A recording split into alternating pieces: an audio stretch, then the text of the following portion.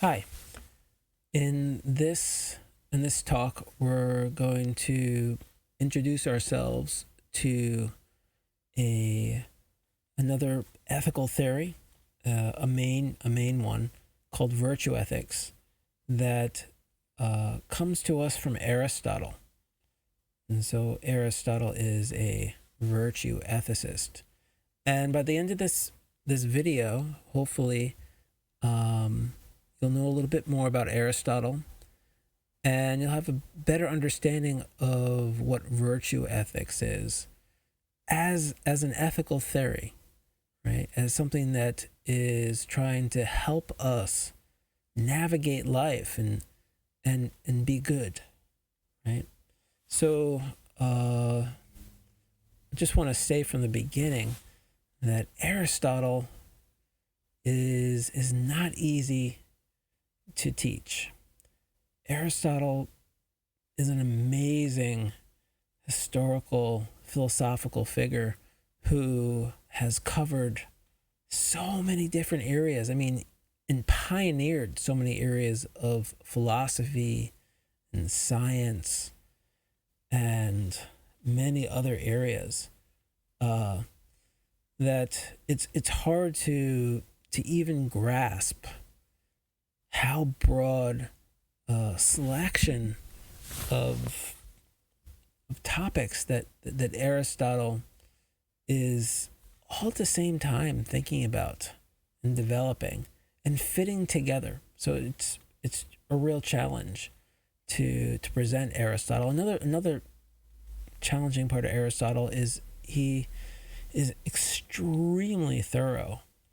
When you read Aristotle, the first thing he does is he talks about everybody that came before him and what all their ideas was. So he's very aware of the conversation before him. And he also is very careful to not speak too generally about anything. He's always sort of breaking things down into parts and saying, well, in this particular case, this would apply, and in this other case, this different thing would apply. So when you're teaching Aristotle and you try to speak in generalities, like this is what Aristotle thought, you're always misrepresenting him, because he's already figured out how that comment won't apply to some cases, and he's fit those cases into a different category, and explained why those cases are different and what would apply to them. So you're always stepping all over yourself trying to teach Aristotle, and it's a lifetime commitment to Aristotle to go back and try to read everything that he's written, and it requires multiple readings to get a sense of what Aristotle's doing, how he's different, what he's adding to the tradition, how he's distinguishing himself, all the different distinctions he's really making when he's studying all these different areas in philosophy. So we'll do what we can, right? And what you should do is take what you've heard me say and challenge everything I say, and go and read Aristotle and see how I'm wrong, and then go back and read Aristotle and see how you're wrong, and keep developing your understanding of Aristotle in that way. Okay, so we're going to start with, what is the goal of life? Right? This is kind of where it starts. We start to have cells dividing and copying themselves, but what's the goal of all this? This is a fundamental question, and it's an important question in ethics. Well, Aristotle, when he talks about the goal of something, He says what you're thinking about is the telos in ancient Greek, and that word means sort of the end. And one goal of life, you might say, is to survive, right? To continue living. And that seems at first to be a good answer, right? But it soon probably occurs to you that if life is just surviving, it's not that great. A lot of people, if this is all life has to offer, is just the struggles to survive, is it worth it? So Aristotle says, more than just survival, really what our goal is to live well. Not just to live, but to live well. So the question becomes, what does it mean to live well? I've heard a lot of answers to that question over the years from students. Students talk about getting a full-time job, right? And what's the good there is money, or to get a car, freedom, to get a dream job, to have sort of the honor, that position, and the money that comes from doing that job, to graduate college, right?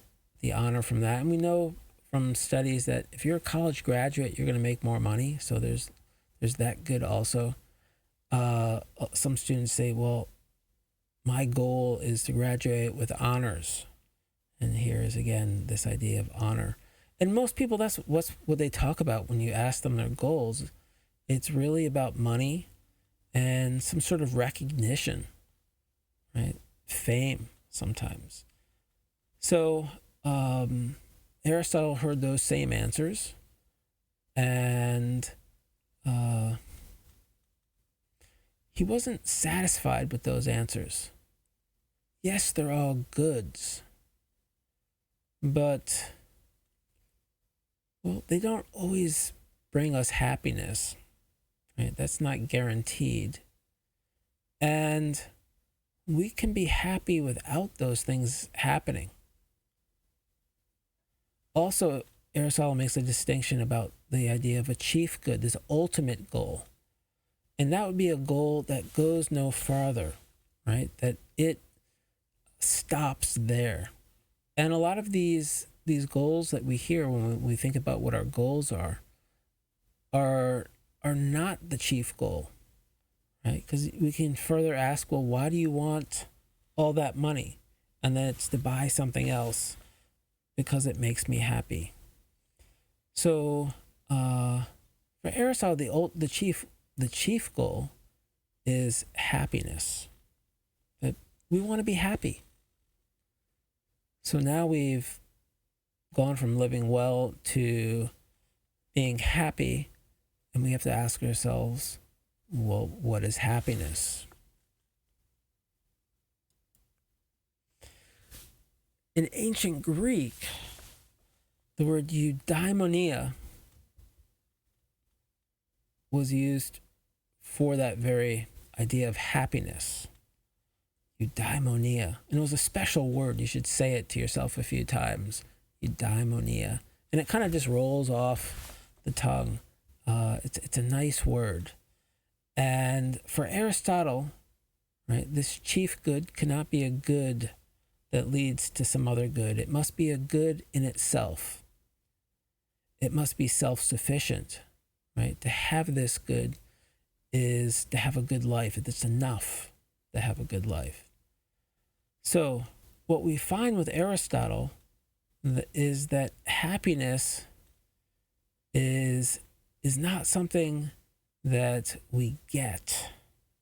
Instead, it's something that we become. It's a state of being. So happiness is not a destination, right? Instead, it's a way of living. Happiness is about who we are rather than what we have. And this is going to be sort of really important to virtue ethics and to the particular approach that virtue ethics takes to questions about moral value. All right. So this word eudaimonia is two words kind of glued together. The first part, the ou, or the you, it means good. And the second part, daimon, is spirit. So just looking at the etymology, we have sort of this idea of good-spirited. For Aristotle, this gets interpreted and often translated using the word flourish or flourishing. That someone that has a good spirit is someone who has flourished. Other ways of translating are as prospering or of being blessed, blessedness. And the idea is that there's a certain glow to that person. And prospering isn't meant just in sort of a financial way, but in every way possible, one is doing well. And we know people who are happy in this way, that you meet them and you say, oh, wow, that person, just has a glow to them. It's like they've been blessed. And the great thing for Aristotle is anyone can be that person, right? It's something that you become. And Aristotle's going to think about how you become someone who's flourishing, right? And that this achieves this happiness, this goal in life. Okay, so the word eulogy also has that prefix, the eu, and eulogy means to give a speech about someone that praises them. So the logi part is from logos, which means word, or to give an account of something, put something in words. So to put something in words that's good about someone is to make a eulogy. Okay. There's some GRE words for you. Okay. I'm going to read through some quotes here that I think are important. And right now I'm still doing a bit of setup on virtue ethics, and then I'll get a little bit deeper into some of the specifics, some of the details. But I think for me, this is a really important distinction, that it's pivotal because it takes us from Plato and his ethics to Aristotle, and it's on a different path. And this has to do with the difference between knowing good and becoming good. And Aristotle's all about becoming. Okay, so here's the quote. Excellence, too, is distinguished into kinds in accordance with this difference. For we say that some excellences are intellectual and others moral, philosophic wisdom and understanding, and practical wisdom being intellectual, liberality and temperance moral. For in speaking about a man's character, we do not say that he is wise or has understanding, but that he is good-tempered or temperate. Yet we praise the wise man also with respect to his state, and of states we call those which merit praises excellences. All right. So first, I apologize that it's all in sort of this male gendered language. We really need to think of this in terms of anybody. And okay, what's happening here? So first of all, excellences is key to virtue ethics, and we're going to see that the word excellence is a translation of this word arete, which means virtue. So we're talking about virtues, and these virtues are excellences about somebody. There's this distinction between the intellectual excellences and the moral ones. And this is our separation between Plato, who thinks and argues that ethics is we do bad because out of ignorance, and so to be good, to do good, requires knowledge.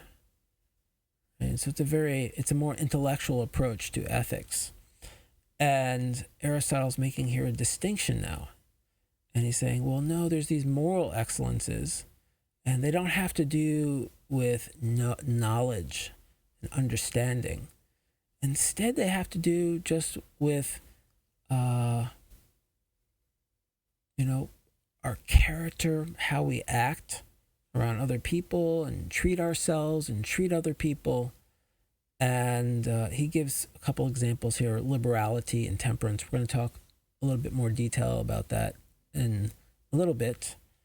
But I just want to make this distinction between knowing good and becoming good. Okay, so let's just reinforce that with this next quote. Excellence, then, being of two kinds, intellectual and moral. Intellectual excellence, in the main, owes both its birth and its growth to teaching, for which reason it requires experience and time, while moral excellence comes about as a result of habit, whence also its name is one that is formed by a slight variation from the word for habit. So again, we have this very important to think in terms of excellence for Aristotle, and he connects up the idea of excellence to habit, and that's really important, that it's our habits that really, for Aristotle, tell us who we are, what habits we've formed. And so we want to form good habits. And those good habits are going to be become our virtues, our excellences. So we'll talk more about this. I'm just trying to set it up and just bring attention to this distinction. Also at the end, he's talking about the slight variation. It turns out that the word ethos, with an accent on the E at the beginning, is ancient Greek for character. Right, our character, what sort of person we are. And without that accent, ethos, it was the word for habit, right? The habits we form. And so he's drawing attention to how these words happen to be very close.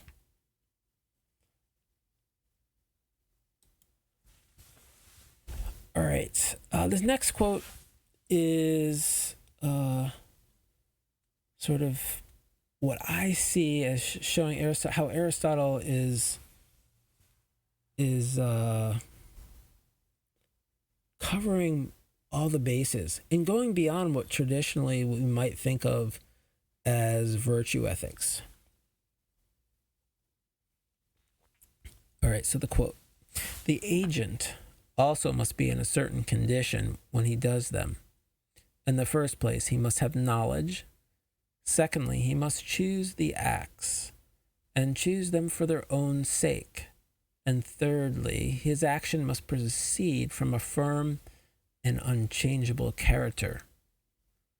So, all right, I just tried to distinguish Aristotle from Plato. And I said, okay, Aristotle's about becoming good, not knowing good. And right away he says, well, to be ethical, you do need to have some knowledge. So he's not completely breaking from Plato, and knowledge is important. So again, it's hard to just say he's just becoming good. He also thinks you need knowledge.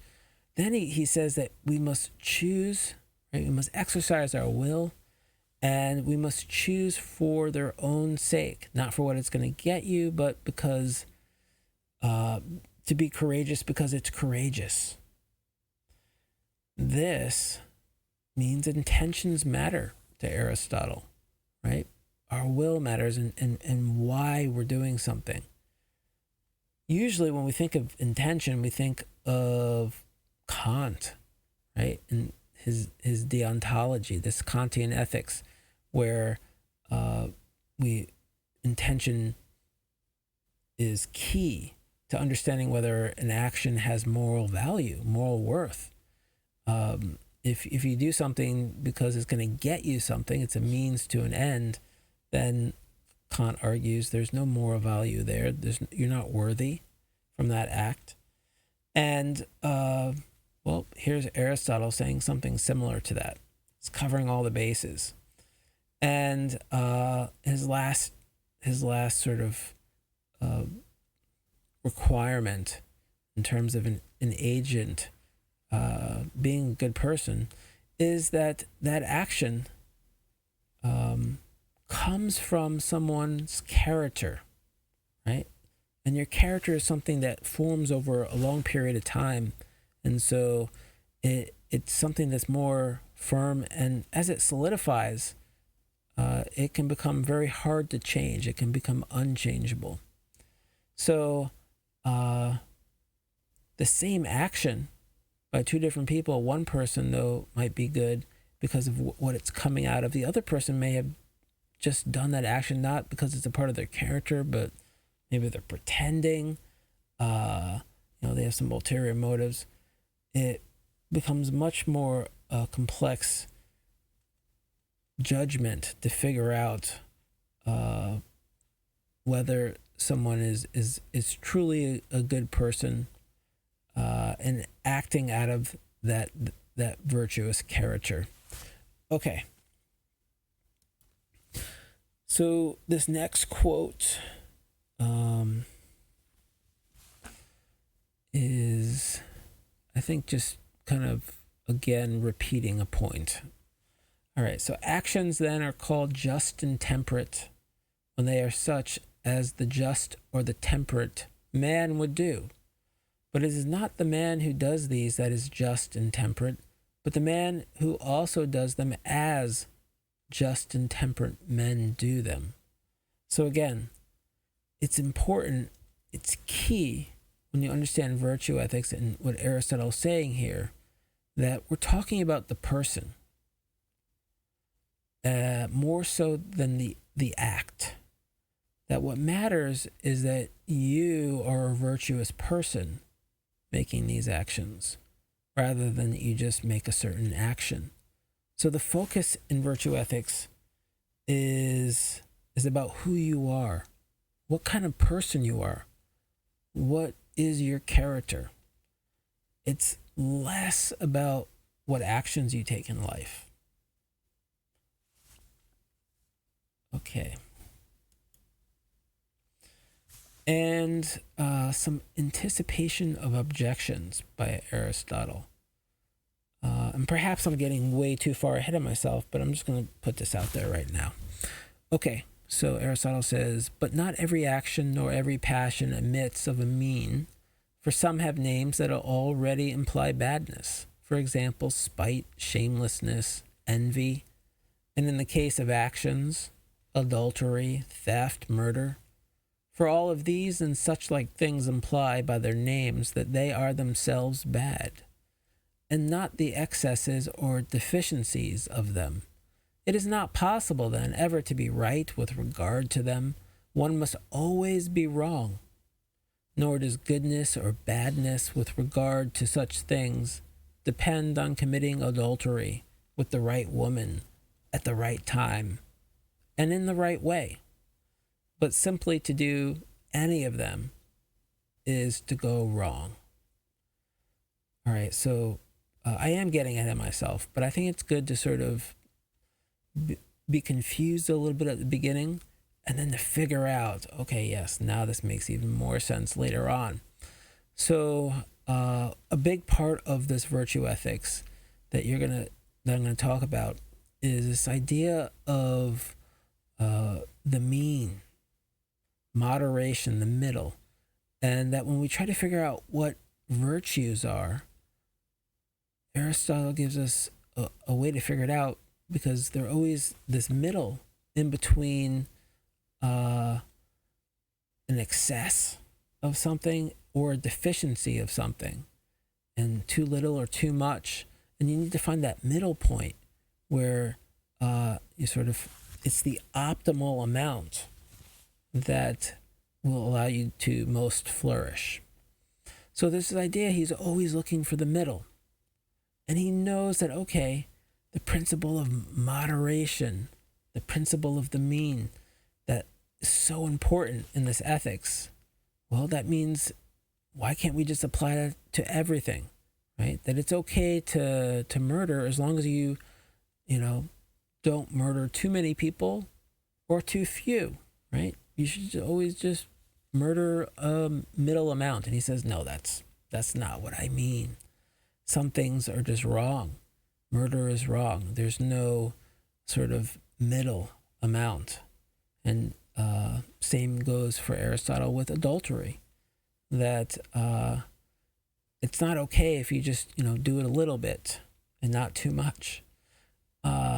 He thinks adultery is a vice. And we can't take a vice and then try to turn it into a virtue by just doing a moderate amount of it. So he anticipates a lot of the objections, the way that someone might challenge his theory beforehand. Okay. This is a famous painting. This is a really close-up of it, because in the middle of the painting, it's called The School of Athens by Rafael, and it's owned by the Vatican, the Catholic Church, and it's in the Apostolic Palace if you have a chance to visit. And it's an amazing painting of all these figures from ancient philosophy. And in the very middle is two men. One points upwards and is older, that's Plato. And then next to him is Aristotle, and he doesn't point upwards, he points to the world around him. And they're having a disagreement. Also, Aristotle happens to be holding his book, the Nicomachean Ethics.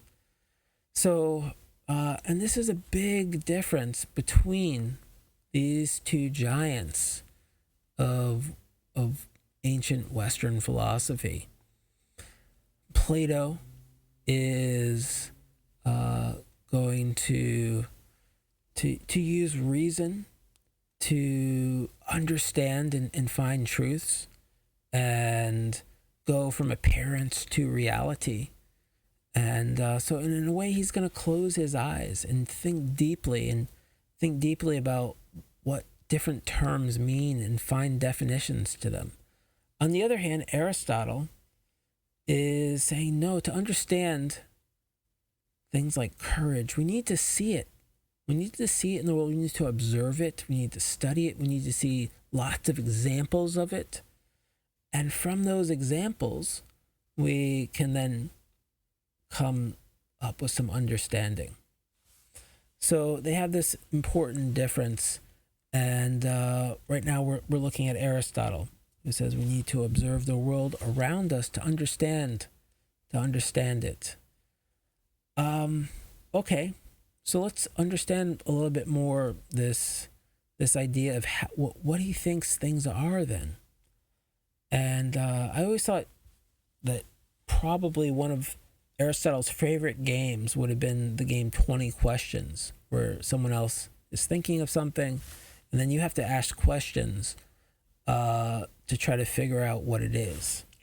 And I think Aristotle would have had 4 sort of basic lines of questioning, because he thought that there was 4 ways in which something was what it is. We calls them causes. 4 ways in which something is formed, caused to be what it is. And so, let's look at what those are. The 4 causes, that which makes something what it is, are the formal cause, the material cause, the efficient cause, and the final cause.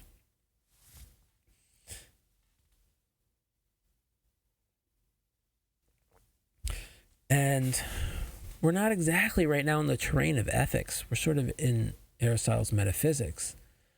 But and understanding that, it helps us to understand his sense of virtue ethics and ethics itself. So let's do a crash course in the four causes. We'll start with the material cause. That's in some ways easier to grasp at first. It's the material out of which something is made. If you want to understand what something is, understand what it's made out of, what's been put together. And you can have different levels, right? So if you're talking about a table, you can first say, well, it's put together from parts. There's the base, a flat plane.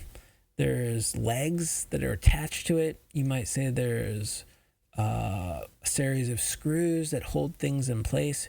You can take it apart and see all the materials that were needed that had to be put together. And then you can go deeper, right? You can say, well, like, all right, what is each leg made out of? And the flat surface, what's that made out of? And how far down can you go? Well, I guess you could go all the way down to sort of unstructured matter, taking away all the structure, and then what is just the stuff that's left over? There's certainly questions about that. Can we talk about matter without structure? But so we have the material cause, what something is made of. If you want to know about a person, what a human being is, what you are, right? You should know what you're made out of. What are the different parts that make you up, and what are those parts made out of? You want to go down at least a few levels to really understand what you are, the material cause. The formal cause, which is directly above that, and the reason why is because the formal cause is a little bit about how things are put together, the blueprint, right? The design, in which these parts aren't just, thrown into a pile. They have to be put together in a very specific way.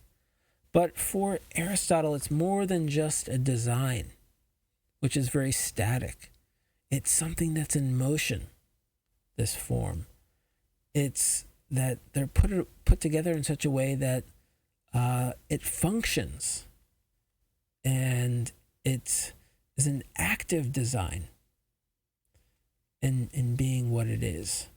So we want to think of form as not just a blueprint, but as something that's active, that functions, and it's some sort of functional organization. Okay, so we have a little bit of sense of the material, and that it's put together in such a way that it functions and has different functions. The efficient cause. The efficient cause are all the things outside of that thing that shape what it is. The first thing that's responsible for what it is, the first thing that would be is that which brings you into being. If we're talking about a human being, that would be your parents, right? You wouldn't be there without your parents starting you out.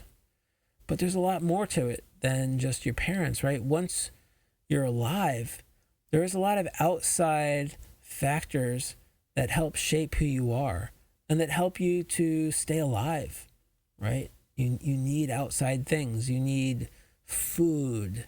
You need shelter. You need love. You need compassion. You need education. All these outside factors, these forces shape you into who you are. And so these all come under the category of efficient causes. And finally, on the other side is the final cause. And Aristotle thinks this cause has an effect on you. We can look at it as sort of where you're going, this destination. But for Aristotle, that final cause is where you would go if everything else was right, was optimal, right? So you had all the food you needed, you had all the education you needed, you had all the love you needed, you have all the material, right? There's nothing defective about the material that makes you up. and your design has been properly sort of established on that material and is operating, that if all that stuff is working well, that you would be shaped into something that's optimal for your species. And that is the final cause. And that's where you're naturally sort of tending towards. That's naturally what you would be like if all these other forces were optimal. And so this seems to be sort of, we're drawn to that, and that's where we're drawn to when things are right. And that's our final cause, and that shapes us.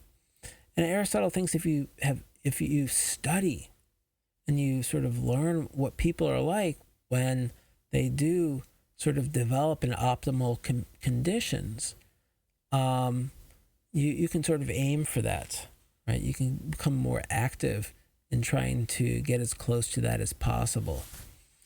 Okay, so we have a sense now of the four causes. And here's just a quick sort of recap. The efficient cause, the outside forces that bring us into being and sustain us, the material cause, the physical substance of which we are constituted, the formal cause, the forces of active organization that maintain something as it is, and the final cause, the mature version of something that has reached its full potential, right? That we are drawn towards this state, that it exerts a force on us and pulls us that way.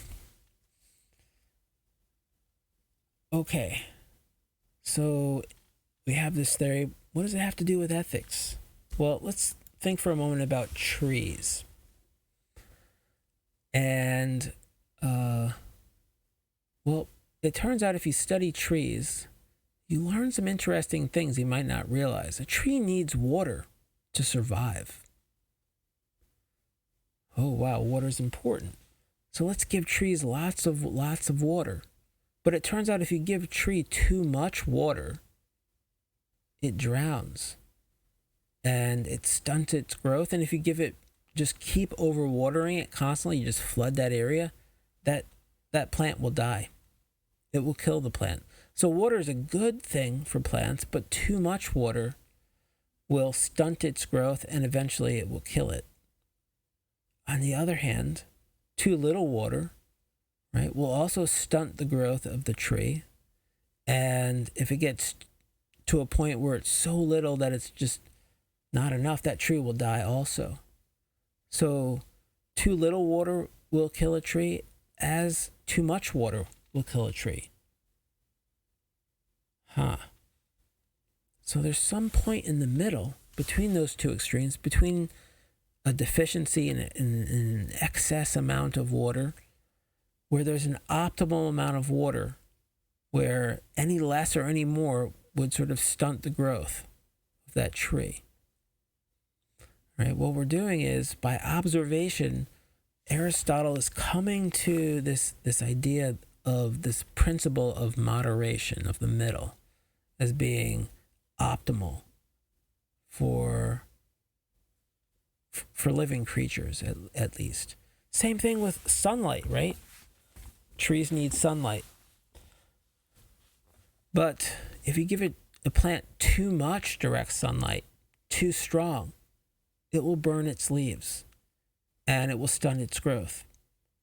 And if it's just constant sunlight, some plants will die, right? All the leaves will get burned, they'll fall off. On the other hand, too little leaves too little sunlight means that it's not going to be able to produce enough of the sugars to grow, to function correctly. It will stunt its growth. So there's some sort of optimal middle amount of the strength and amount of the sun that's best for a tree. And it's different for every plant, right? Some plants like more sunlight than others, and others like less. So, and Aristotle studied plants. He studied everything. So he knew that everybody's a little bit different depending on which plant you are. Your middle point's going to be different. Okay. And it just applies to so many things. If you only get sunlight from one direction, right, your plant will only grow in that one direction. So it won't be straight. It will be leaning. As it gets larger, it's going to eventually be unbalanced. It may just fall over on its own, or when it gets into some bad weather and starts to shake, it's going to fall over. So you want to have sun from all sides, right? So you can develop into a balanced tree like the one before us.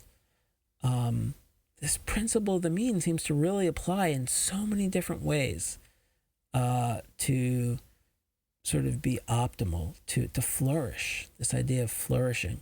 And so Aristotle thinks it's the same thing for human beings. We can apply this principle of the mean to us to figure out what's optimal for us to flourish. Okay. When I think of virtue ethics, I like to think of Bill and Ted's Excellent Adventure, because they talk constantly in that movie about excellence, right? They're always saying excellent or be excellent to each other. There's actually a really funny video on YouTube that you can go watch. It's a glossary. It was like a promo for the movie, back in the 80s. And this is Keanu Reeves on the right. And they're being interviewed about the slang, and they're trying to explain what they mean when they use the word excellent and be excellent to each other. It's kind of funny. It's kind of silly too. But you should go check it out. But what this movie is all about is virtue ethics. It's about being excellent and trying to be excellent to each other. Excellence. And in ancient Greek, the word excellence is arete. And that also means virtue. That a virtue of a person is a way in which they can be excellent. And there's different virtues. So there's different ways. There's lots of different ways in which we can be excellent. Okay. On the opposite then would be a vice, which in ancient Greek is kakia. And so we have virtues or vice. We can be virtuous or we can be vicious. And to be good, we want to be virtuous. Someone who's bad is someone who has lots of vices. And okay. Remember, we're talking about habits. We'll get more into this. But so someone who has a vice, right, has a habit of doing something, of doing bad things that then shows up in their character, of having a bad character. Okay, let's get a little bit more into the language. Virtue, a good or admirable quality or property. You said arete, that's the ancient Greek. It becomes a different word when we get to Latin. Then it becomes virtus, and that's much closer to our own word virtue. So it's coming to us through the Latin. And that word actually is used for virtue, but it means manliness. And vir, ver, is the word for man. I'm going to come back to that right at the end. So I just wanted to bring that up now. And so vice, a bad habit, and kakia, in ancient Greek, meant a bad temptation. And both of these, arete and kakia, are sort of mythologized into two sister goddesses. Right? So they're very much related, and the virtuousness and viciousness, sort of these two temptations. Are we tempted to be good or to be bad? Which sister are you going to follow? All right. So let's bring in some more of the metaphysics of Aristotle, because it's important for understanding what it means to not know what it means, know goodness, but to become good. And so here's some more. You're learning a ton of ancient Greek language terminology. It's important, though, here for Aristotle. So one word is dunamis, and this is the word for potential, right? So you can have potential to do something. That doesn't mean that you're doing it, but it's something you could do if you have the potential to do it. So that's dunamis. Now, if you actually sort of do what you have the potential to do, right, then we have the word energeia, which is actualizing or being at work, right? We activate that potential. We're doing it now. And so we can sometimes do what we have the potential to do. But that doesn't, for Aristotle, mean that, if you have the potential to be courageous, to do a courageous act, and then you do a courageous act. Well, that doesn't mean that you're now courageous. There's this third step, entelecheia. And this is sort of a word unique to Aristotle. It means being at work, staying itself. Right? So you haven't just done a courageous act. You're now being courageous. There's something going on in which you maintain that state of actualization. So that's an important distinction. And you only have become something when you've reached that state of entelecheia. Okay. And that's sort of this active state. One of the ways I like to sort of get at that is to think about a rock. A rock doesn't seem to be doing anything at all. And that would sort of be a common sense. You look at a rock, it's not doing anything. But Aristotle looked at a rock, and he thought it was doing something. It was actually doing a lot of work to stay itself. What was it doing? Well, it was maintaining its shape.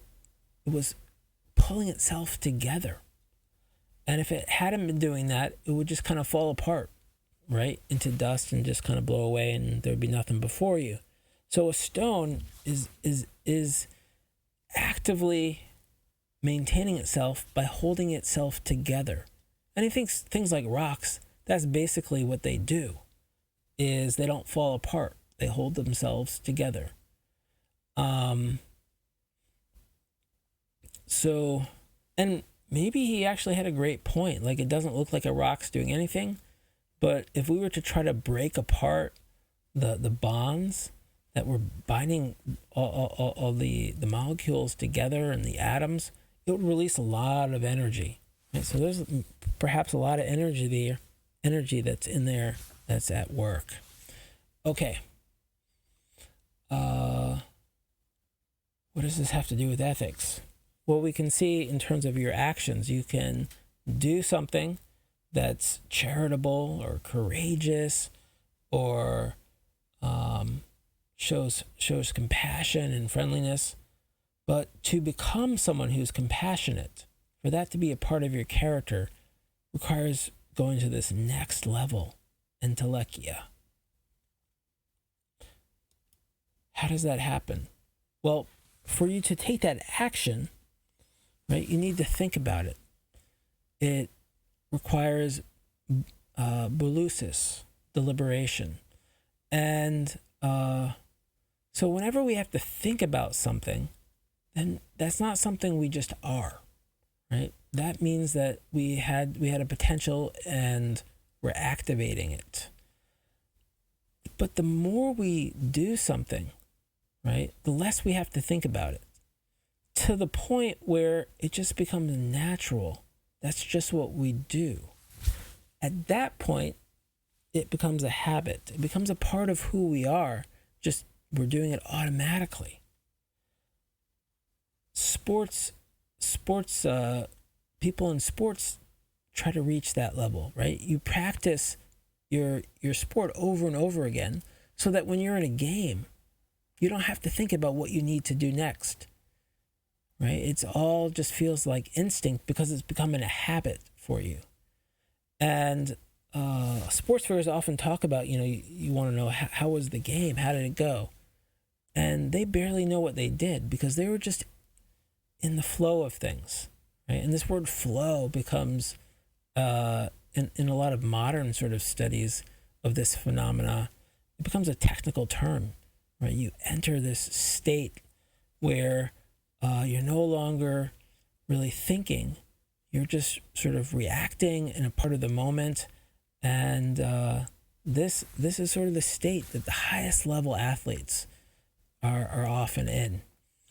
And, well, what about in life, right? What if in life we have to start off with Belusis. We have to think about what we're doing. But if we do enough generous acts, at some point, right, it might become a habit. And we might be just living in such a state that it's just quite natural and automatic for us to be generous when the opportunity arises where we could be generous, where we have more than we need, and we come across someone who's lacking. Okay. So this is a very different way of thinking about ethics and how to live our lives than someone who might be, following Kant, where we're trying to figure out the rules, right? We're trying to figure out the categorical imperative and whether something violates it. Also very different than someone who might follow consequentialist ethics like a utilitarianism, where you're thinking about, okay, what are the consequences here of any action I take, and what's going to give me the best consequence? What's going to, produce the most pleasure in the world and minimize the amount of suffering? This is very different, right? This is about sort of working on just yourself and trying to really think about what sort of character you want and the kind of actions you take, what sort of character those actions are going to help form. And it's going to take a long time, but over time you create habits. And that just happens. We're sort of habitual creatures. And so we tend to repeat ourselves, and eventually we get to a point where something is a habit. And it could either be a virtue or a vice. Okay. A good thing about this is that it's not easy, but we can always change our habits. Even ones that are really long-term, it's really hard to change a habit, but it's possible. So it's possible for you to work at this. It's a challenge, but it's possible for you to be a good person by exercising deliberation long enough that something becomes a new habit for you. Break an old habit and you create a new one. Okay, so anybody here in virtue, anybody can be good. Okay, but how do we know what a virtue is? Well, we already sort of have some insight into that when we talked before about the tree.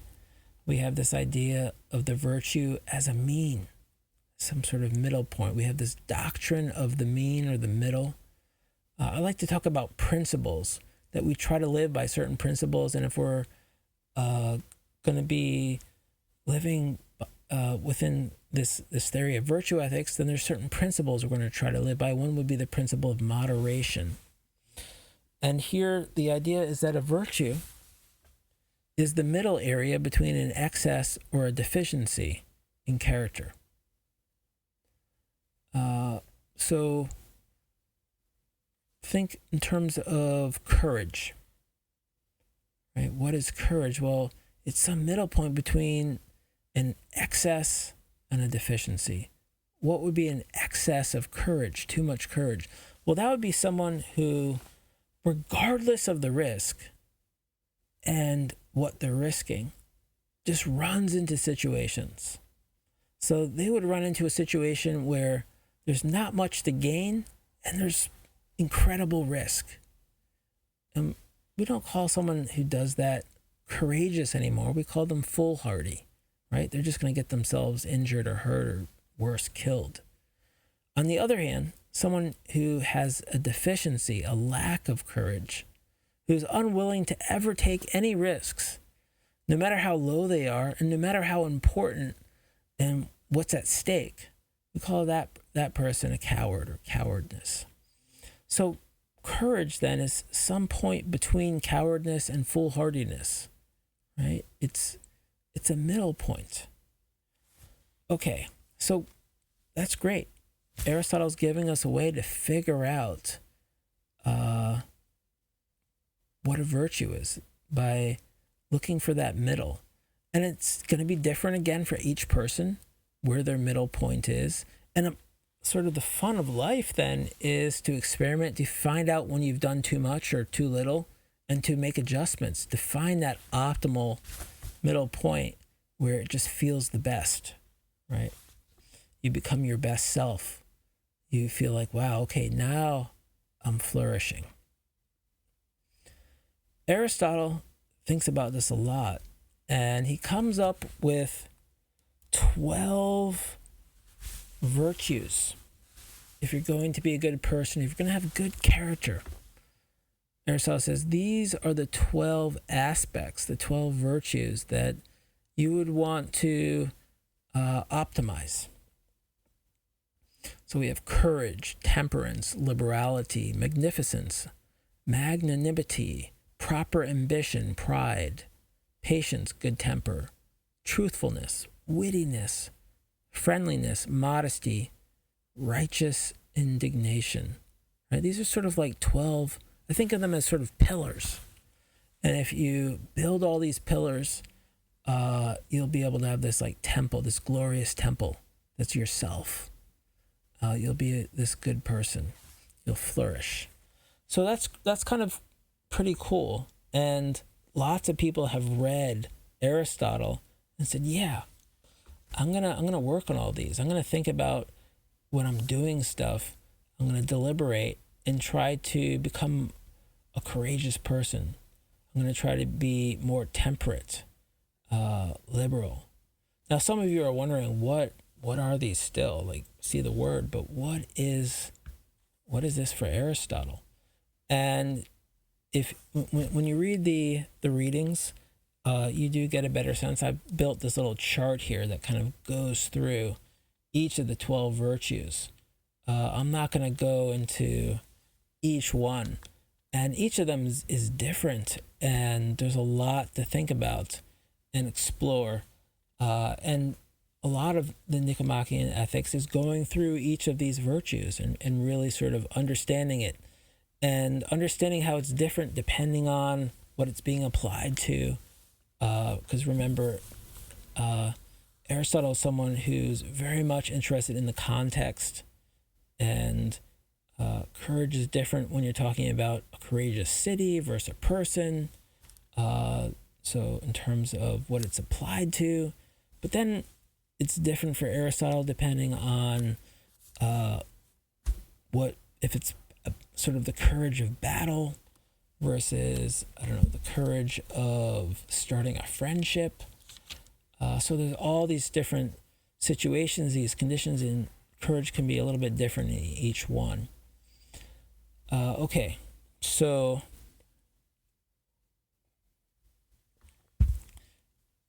well, take a look at this. I'm going to kind of skim through it. If you need to, you can go back and pause the video if you want to take more notes on these different virtues. But I think courage is pretty self-explanatory. Temperance, being temperate, it has to do with things that give us pleasure and pain. And sometimes we overdo things, right? We drink too much. Right? That's being intemperate. And so temperance is about sort of being moderate in how much pain or how much pleasure we get from our activities. A certain amount of restraint. Okay. Liberality has to do with giving and receiving. And for Aristotle, it's about getting and spending money, but in what he calls a minor way, in smaller amounts. And so it's really interesting to think about what it means for someone who gives too much. And we don't often think like giving too much, that's bad. But if you give too much, you don't have enough for yourself, what you need to take care of yourself. So being too liberal with our money and buying all these little things can actually be a vice. On the other hand, never giving out anything, even when you have more than you need, right? That's also a vice. That's sort of this meanness. Okay, magnificence, right? This is also in the same sphere. It's about getting and spending, usually about money, but now this is about large amounts. And to sort of spend money in an extravagant way, to overspend, right? As an excess. Could be someone who just, spends all their money on sort of creating their home into this gaudy, gold, garish castle, right? And that might be a vice when there's others who are suffering, and instead of creating this sort of garish, almost trashy nightmare, some of that money we could have done real good in the community. On the other hand, someone who never, ever sort of spends money, right? The other extreme is someone who's just stingy, right? And that's also a problem. That's also not someone who's flourishing, right? If you never spend money versus if you spend it all sort of in ways that are of little value beyond sort of this showiness. Both extremes are bad. But Aristotle doesn't think that you should never spend money, right? There's some middle point. Okay. Magnanimity. This is an interesting one. It has to do with honor and dishonor. And this is big honors and big dishonors. And magnanimity, if you break that word down, the magna part is large, great. And the last part, animus, is your soul. So it's great soul. And it's about feeling worthy, right? What sort of how you value yourself, and in valuing yourself and giving yourself a certain amount of value, that you're worthy to do good deeds and to be a good person, and that you have something to contribute. Now, someone who overvalues themselves, thinks they're more than they actually are, that's a vice, right? That's sort of this empty vanity, this sense that you're greater than you actually are. On the other hand, there's this deficiency that you sort of have such a humility about yourself that you undervalue yourself, and you don't recognize what you have to offer and who you are as just a human being. You have to find some middle point where you do value and see yourself as a worthy person, as a great person that can do great things. And when you have that self-value, you do great things, right? Because you're just being yourself. And then you're flourishing. That's that virtue. That's that excellence. Where now you're optimizing yourself. Okay. Then there's the minor virtue with respect to honor and dishonor. And this has to do with ambition and pride. If you're excessively ambitious, you try to do things that are beyond you, right? And you set yourself up for failure and to disappoint others. On the other hand, if you have no ambition at all, then you do nothing. So there's got to be some level of ambition and pride that you're challenging yourself, but you're giving yourself challenges that if you work hard enough, you'll be able to accomplish.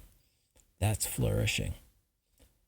Anger, the sphere of anger, has to do with the virtue of patience and having a good temper.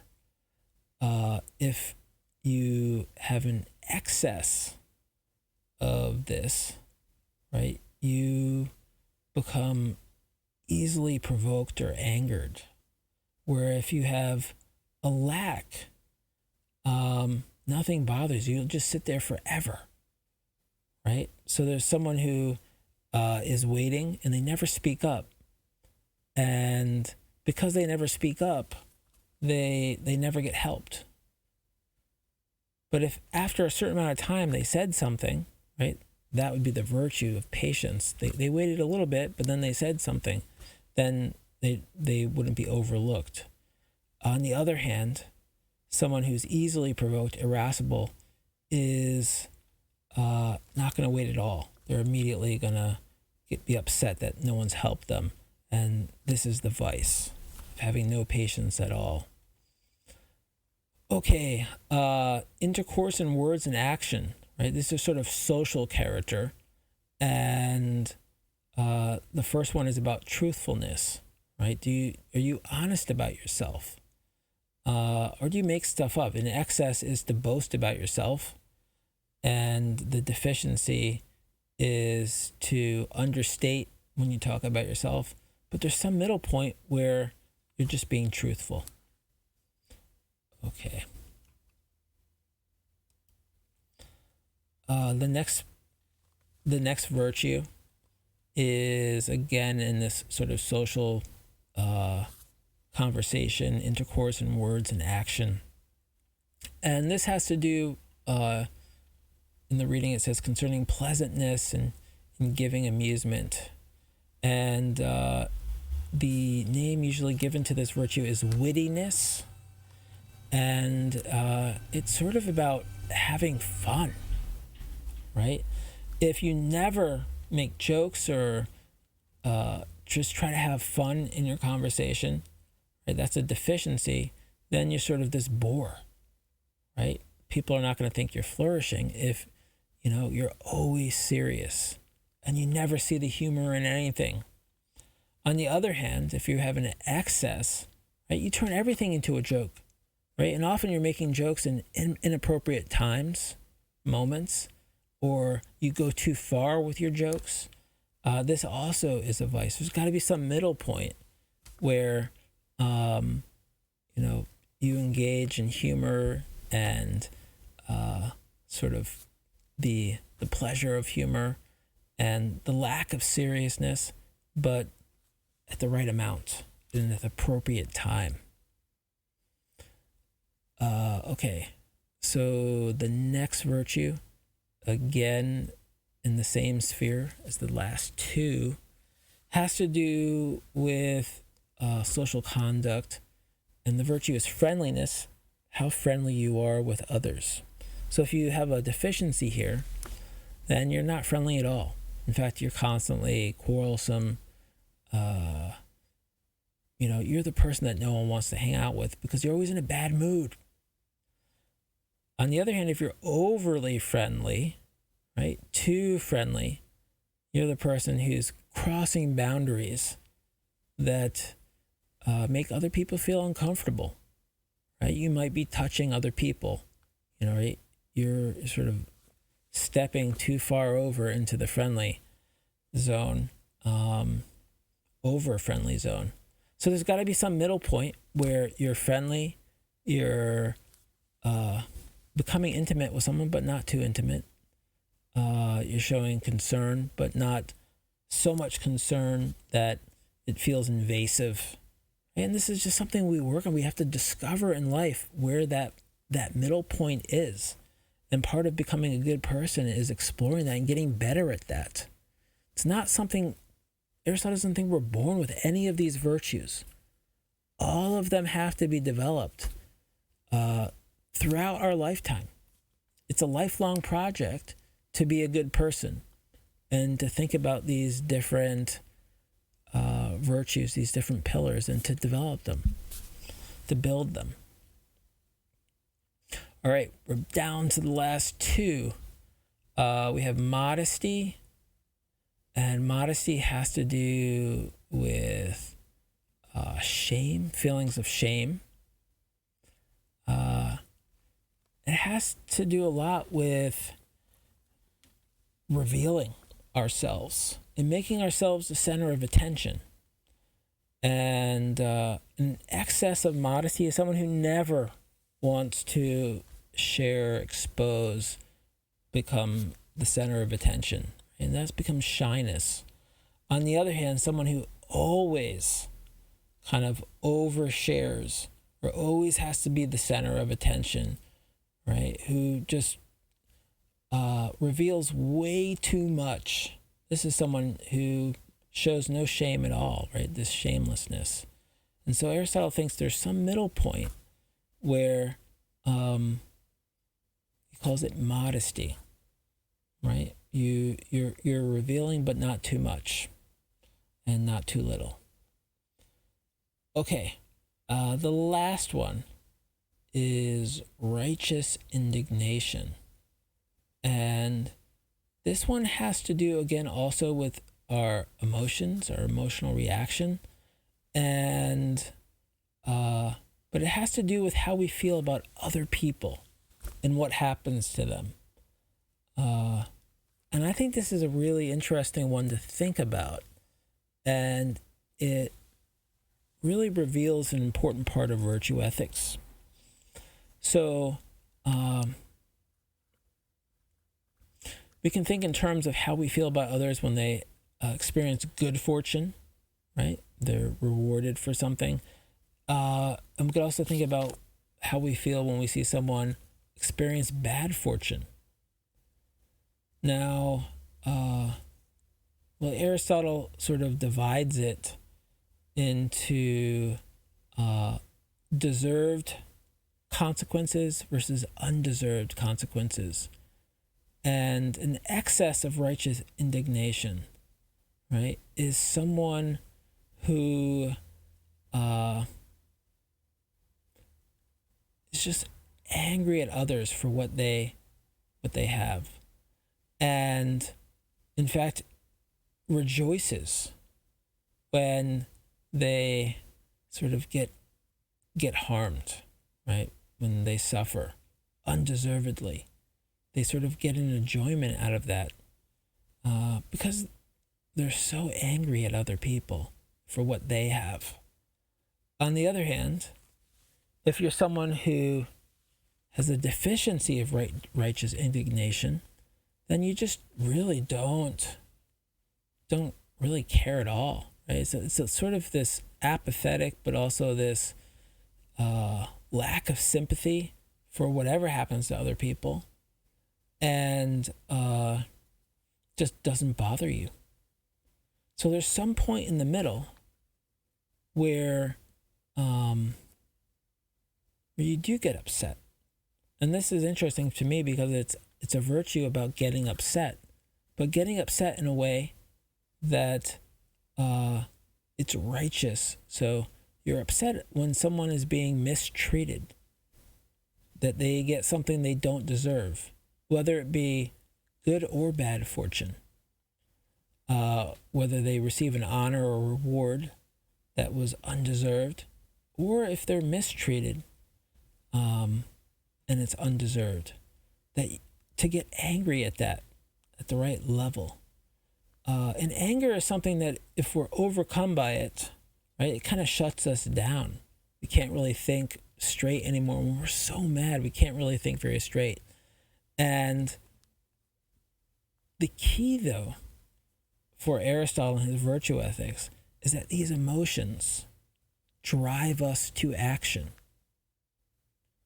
And so it's important for Aristotle to get upset, but not so upset, but to get upset at things where someone has been mistreated.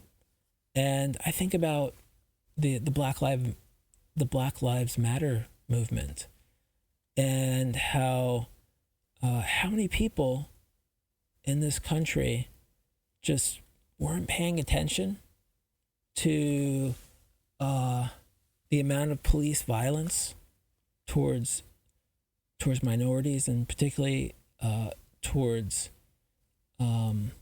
African American men and women, and weren't angered by this. And it's only when you get upset about something that you do something about it. And that's the thing that Aristotle sort of focuses on, that to take action requires emotion, requires passion, requires this passionate response. And if people don't have a passionate response, they don't do things. Even if you know something's wrong, if you don't feel that it's wrong, if you don't get upset about it, you often don't do anything about it. And Aristotle is really interested in becoming a good, not knowing, but becoming good. And that means having these emotions and acting on these emotions. Okay, so we can kind of talk about 4 principles if we're going to think about Aristotle's virtue ethics. Principle of moral character, which says that what matters in ethics is what kind of person you are, being a good person. And this principle of moral character is going to really distinguish this ethics from a deontology, which is not going to hold this principle. It's going to have more of a principle of duty, that we should do certain things, do what's right because it's right. Or principle of consequentialism, that what really matters in ethics are the consequences that come about from our actions. And so principle of moral character says, no, what really matters, if you want to talk about ethics and good, is the person, the actor. The character of that person needs to be good. Then you are ethical. Okay, principle of eudaimonia, right? That eudaimonia is happiness defined as flourishing, and that's important to virtue ethics, that the goal here is to flourish, that's our telos. Okay, and the principle of the mean, or sometimes you see it as the moderation or the middle, is how we find virtues, that the virtue is a mean between 2 vices, one vice of excess and one vice of deficiency. And finally, a principle of habit, that to become virtuous, for this to be a part of our character, our moral character, we have to turn deliberative action into habit, to automatic habit, where we just don't even think about it anymore. All right, these 4 principles are sort of, I think, the core, the essence of Aristotle's virtue ethics. Important takeaway.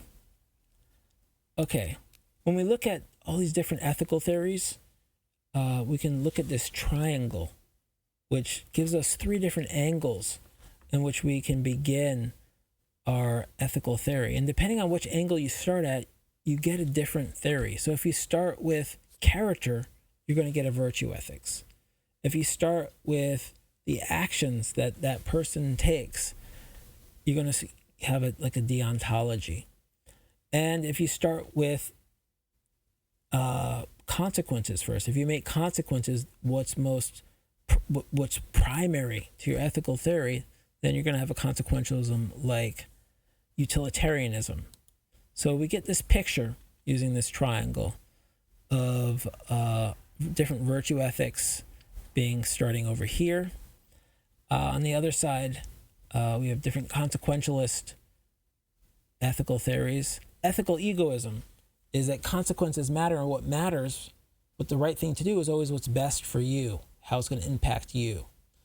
And then we have two different versions here. I have act utilitarianism, rule utilitarianism, which act connects up with Bentham, and this is about the consequences of specific actions. And a rule utilitarianism says, what are the consequences if everybody took that same action? If that becomes the rule of how we act in that situation, what would be the consequence? And then up here we have the non-consequentialism or deontology, and we have things like divine command theory, which sets up sort of an act-based ethics where you start with the rules. This is what you can do, and this is what you cannot do. The same thing with a Kantian ethics. You start off with the categorical imperative rules, moral laws that you cannot violate. Okay, so just to give you sort of a visual sense of how these different ethical theories fit together. So one of the benefits of virtue ethics is it tries to overcome the problem of akrasia. And akrasia was ancient Greek for lacking the power or strength to do something, lacking the will, a weakness of will. The kratos was the ancient Greek word for the power or strength to do something, and the A is privative, without. So, and this is a common thing where we know what's right and we know what's wrong, but we still don't do it. And Aristotle wants to get past that. He doesn't want this just to be theoretical, right? That would be more maybe Platonic, where it's theoretical, it's about knowledge. And for Aristotle, it's about doing. And he thinks that this virtue ethics does get people actually to do things because, it's about cultivating automatic actions, and also it's about cultivating and being in tune with our emotions, our feelings, and that this helps to drive us to act. So this could be seen as one benefit of virtue ethics, that if you're a good person, then you won't just know what to do, you'll just do the right thing. Or what you do will sort of be an expression of your good character. But that you will do it, and it will sort of be automatic. Okay. I always like to end with some challenges to the theory to show how, because it always seems like every time I study one of these ethical theories, I think, wow, this is the one. And so it's important to step back and say, okay, what might be some of the problems that this theory has to confront? And one of them is this idea, comes from psychology, it's called the fundamental attribution error. And this is just something that we normally do without thinking. And a good way to think about it is, let's say you're just walking on a path, and someone jumps in front of you all of a sudden and causes you to trip and fall and skin your knee. Right? What is the first thing you're going to say? You're going to say, that person is a horrible person. Right? You're going to attribute it to who they are. A horrible person would do that, and that person is certainly horrible because now my knee is bleeding and it hurts, and it was because they jumped in front of me, and then it caused me to trip. On the other hand, right, let's reverse things. Let's say that you jump in front of somebody else and cause them to trip, right? You're not going to say that you're a bad person. Instead, you're going to say, oh, I had to jump to the side because there was something right in front of me that all of a sudden appeared and I couldn't step on it. It was an animal. And so due to circumstance, I had to jump over. I'm sorry this happened. I'm a good person. I was just in a bad circumstance. So when it's us, right, we attribute what happened to the environment that we happen to be in, the circumstances. When it's somebody else, we attribute it to them, to who they are. And the fact that we change it kind of exposes this ambiguity of who we are, right? Is it because of our character, or is it because of the environment that we happen to be within? And the fact that that can even become an issue can really question the entirety of virtue ethics, right? Because virtue ethics is about being a good person. And if it's really just a matter of the situation that you're in, then we can't even really talk about moral character at all, right? It's all outside our hands. It's all about the situation someone's in. And so this puts into question the entire ethical theory of virtue ethics that's supposed to be about moral character. Okay. Next challenge to virtue ethics.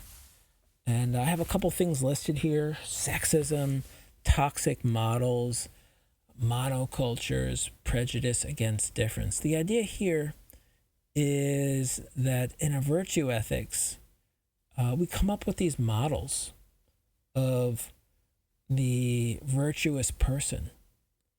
And we know that in the Latin, the word becomes virtus, and ver means man. We sort of tie virtue to gender, to sex. And so that there's the virtues of men, what makes a man, a real man. And then we have the virtues of a woman and what makes a woman a virtuous woman. So we can get into some sexism here in virtue ethics as we start to create these models. We can start to get sort of these ideal models of character that can be toxic in ways, right? We see in some cultures this sort of macho model of what it means to be a man that can turn someone into, a pretty aggressive and violent person, right? It can be toxic. Monoculture, what do I mean by that? Sometimes in a virtue ethics, right, everyone has to sort of conform to one model of what it looks like to be virtuous. So everyone starts to look the same. And this sort of connects to the last one, this prejudice against difference, that someone who's different, right, doesn't conform to this idea, this model of what a virtuous person looks like, sort of starts to get ostracized, becomes an outcast in sort of a virtue ethics society. So there's some dangers here in virtue ethics that we have to be aware of. Okay. This last one can be seen as a strength or a challenge to virtue ethics. And that's that virtue ethics doesn't talk about rules at all or goals, right? That would be deontology. It's going to talk about rules. Or a consequentialist ethics is going to talk about sort of goals. We don't get any of that really in virtue ethics. It's all about being a good person. And the challenge is that often doesn't give us a lot of guidance. Or in particular situations and we're trying to figure out what to do, right? If you sort of appeal to a virtue ethics, you don't really get any guidance on what you do. You're just told, be a good person. If anything, you're said, well, model yourself after other people who you see as virtuous. try to be like them. What would they do in that situation? But that's sort of ambiguous, and perhaps that person's never been in a similar sort of circumstance. And so it's kind of often left up to you, and this becomes a challenge that is virtue ethics really that helpful in helping us navigate, particulars of decisions we have to make, dilemmas, ethical dilemmas. Now, this can also be seen as a strength, right? If your ethics is just about being a good person, it builds into that theory this adaptability that it can be applied to any situation, right? So if you become a good person, then it really doesn't matter what situation you're in at all, that you're always going to express that moral character wherever you are. It's going to come out. And so that you don't need a rule book. You don't need any universal goal in mind, and you can adapt to whatever context you happen to end up in. So that can be seen as a strength too. Okay, so we've come to the end. This is quite a bit. Hopefully you feel a little bit more comfortable with Aristotle, some of his ideas, and you have a better sense of virtue ethics, that this is an ethics that focuses on who you are and your moral character. And I want to end on one sort of point that is sometimes seen as also another sort of positive to virtue ethics. And that's that virtue ethics is about trying to be your best self. And that's different than a lot of other ethical theories. Often when you look at something like a rule-oriented ethics, a deontology, it's about doing sort of the minimum, right? You'll be fine if you just don't break these rules. And the consequentialist, like a utilitarian in ethics, often, it's about maximizing sort of the pleasure in the world, producing more pleasure, and you're really not as concerned with yourself. And often it requires sacrificing a lot for if that sacrifice will do more good for more people than just yourself. It's in virtue ethics where it's not an ethics of the minimum. It's an ethics of trying to reach your greatest potential, right? Of that these virtues are excellences. We try to excel in virtue ethics. We try to be our best self. And I think that is a great thing about this theory, is that it leads us on a path to try to be our best self, to try to flourish. And it's not about doing the minimum. It's about trying to be as great as we possibly can be. And I think that's really kind of important sometimes to see to see what your full potential is and try to reach that. Okay, thank you very much for watching this video, and I hope you got something out of it.